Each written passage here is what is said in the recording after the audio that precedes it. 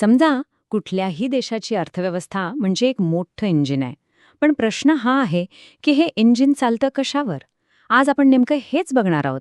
भारताच्या आर्थिक इंजिनचे एक एक भाग उघडून पाहूया.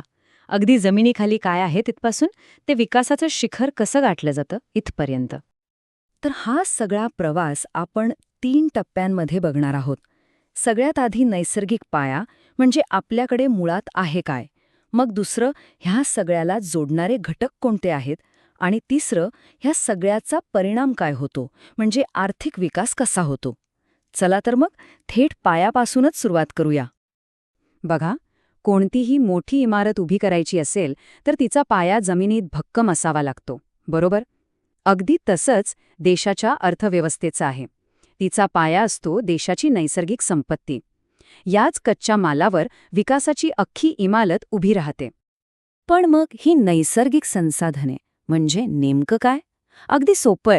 निसर्गाने आपल्याला दिलेली संपत्ती म्हणजे आपली जमीन, पाणी, जंगलं आणि खनिजे ह्या अशा गोष्टी आहेत ज्यांच्याशिवाय आपलं आयुष्य आणि आपले उद्योग दोन्हीही अपूर्ण आहेत. आणि याची सुरुवात होते थेट आपल्या पायाखालच्या जमिनीपासून. भारतातली विविधता जमिनीच्या प्रकारातही किती छान दिसते नाही का? उत्तरेकडची गाळाची सुपीक जमीन असो किंवा दख्खनची कापसासाठी प्रसिद्ध असलेली काळी जमीन, प्रत्येक प्रकारची माती देशाच्या शेतीला आणि उद्योगाला एक वेगळाच आधार देते. जमिनीइतकंच किंबहुना त्याहूनही जास्त महत्वाचं आहे पाणी. हे फक्त तहान भागवत नाही, तर शेतातल्या पिकांना जगवतं, कारखान्यांचीच चाकं फिरवतं आणि मोठ्या प्रकल्पांमधून वीजसुद्धा निर्माण करतं. खरं तर पाण्याशिवाय उद्योगधंदे आणि वाहतूकही ठप्प होऊ शकते. पाणी म्हणजे विकासाचं जीवन आहे. आता वळूया वनसंपत्तीकडे. जंगलं म्हणजे फक्त झाडं नाहीत, तर ती एक चालती बोलती अर्थव्यवस्था आहे.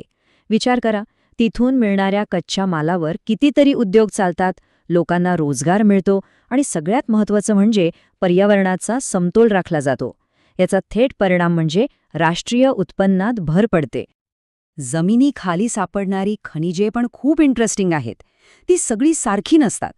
काही खनिजे जसं की कोळसा आणि तेल देशाला ऊर्जा देतात, म्हणून त्यांना ऊर्जा खनिजे म्हणतात.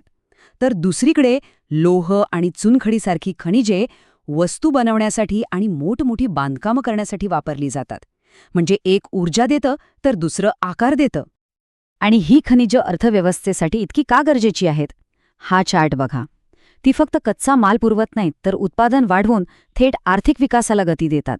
इतकंच नाही, तर निर्यातीतून परकीय चलन मिळून देशाची तिजोरी भरायलाही मदत करतात. पण इथे खूप गंभीर प्रश्न समोर येतो. ही नैसर्गिक संपत्ती, ही संसाधनं, ती खरंच अमर्याद आहेत का? ज्या वेगानं आपण ती वापरतोय आणि प्रदूषण वाढतंय ते पाहता आपण ज्या पायावर उभे आहोत तोच डळमळीत तर होणार नाही ना? बरं, तर आपल्याकडे संसाधने आहेत ही एक गोष्ट झाली.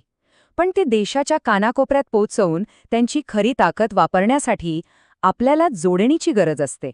आणि इथेच पायाभूत सुविधा म्हणजेच इन्फ्रास्ट्रक्चरची भूमिका सुरू होते. पायाभूत सुविधा म्हणजे काय? तर अर्थव्यवस्थेच्या रक्तवाहिन्या. जसं आपल्या शरीरात रक्तवाहिन्या ऊर्जा आणि पोषण सगळीकडे पोचवतात ना, अगदी तसंच रस्ते, रेल्वे, वीज आणि कम्युनिकेशन लाईन्स देशाच्या प्रत्येक भागात विकास पोचवतात. याला आपण 3 महत्त्वाच्या स्तंभांमध्ये समजू शकतो. पहिला आणि सगळ्यात महत्त्वाचा स्तंभ म्हणजे ऊर्जा, विकासाला लागणारी शक्ती. दुसरा आहे वाहतूक, वस्तू आणि लोकांना जोडणारा पूल. आणि तिसरा स्तंभ आहे दळणवळण म्हणजे कम्युनिकेशन, जे कल्पना आणि बाजारपेठांना जोडतं. या तिघांशिवाय अर्थव्यवस्था पुढे जाऊच शकत नाही. आणि या प्रत्येक स्तंभात काय काय येतं हे या टेबलमध्ये अगदी स्पष्ट दिसतंय. ऊर्जेमध्ये पारंपरिक कोळशापासून ते आधुनिक अपारंपरिक ऊर्जेपर्यंत सगळं आहे. वाहतुकीत रस्त्यांपासून ते हवाई मार्गांपर्यंत. आणि दळणवळणात जुन्या टपाल सेवेपासून ते आजच्या वेगवान टेलिकम्युनिकेशनपर्यंत.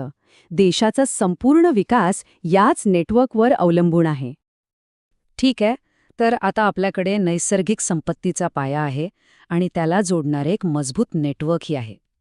पण याचा शेवटचा आणि सर्वात महत्त्वाचा परिणाम काय? म्हणजे ह्या सगळ्याचा देशाच्या आर्थिक विकासाला नक्की कसा फायदा होतो? चला ते पाहूया. हे वाक्य किती छान आहे बघा. ह्यातून सगळा सार लक्षात येतो. पायाभूत सुविधा म्हणजे फक्त रस्ते आणि पूल नाहीत, तर त्या माणसांची क्षमता आणि त्यांची समृद्धी यांच्यामधला एक महत्त्वाचा दुवा आहेत. तर याचा सर्वात मोठा आणि थेट फायदा काय होतो? उत्पादकतेत वाढ. म्हणजे चांगल्या पायाभूत सुविधांमुळे अर्थव्यवस्थेची गती वाढते. प्रत्येक काम कमी वेळेत, कमी खर्चात आणि जास्त प्रभावीपणे होऊ लागतं. आणि मग एक साखळी प्रतिक्रिया सुरू होते. चांगली कनेक्टिव्हिटी असेल तर बाजारपेठा मोठ्या होतात. त्यामुळे गुंतवणूकदारांना गुंतवणूक करणं सोपं आणि आकर्षक वाटतं. आणि या सगळ्यातून एकूण उत्पादनाला प्रचंड गती मिळते. आणि याचे फायदे इथेच संपत नाहीत.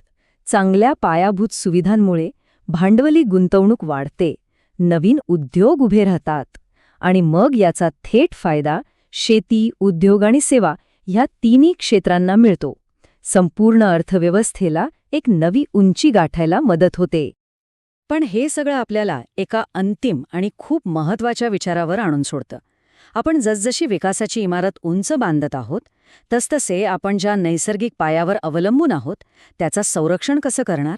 विकास आणि पर्यावरण यातलं संतुलन कसं साधणार?